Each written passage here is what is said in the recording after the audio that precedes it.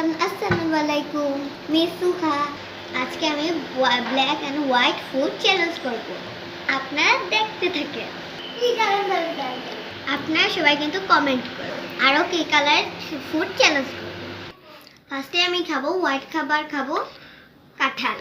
ক্যামেরাতে লাগছে যে কাঁঠালটা ইয়েলো মনে হচ্ছে, কিন্তু এটা সাদা।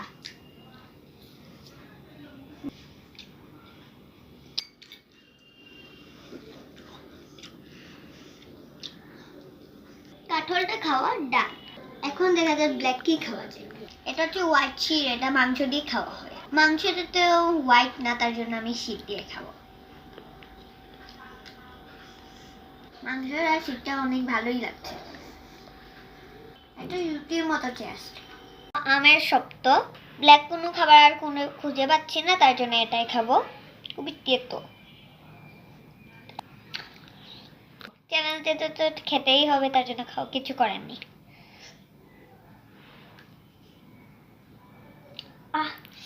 খাবো রং চা।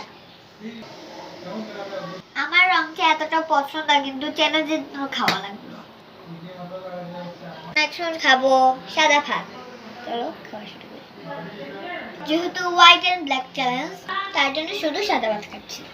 অবশ্যই কমেন্ট করে জানাবে আমার ভিডিওটি কেমন লাগলো, এবং আমার ভিডিওতে আপনারা লাইক কমেন্ট শেয়ার অবশ্যই করবেন। বাই।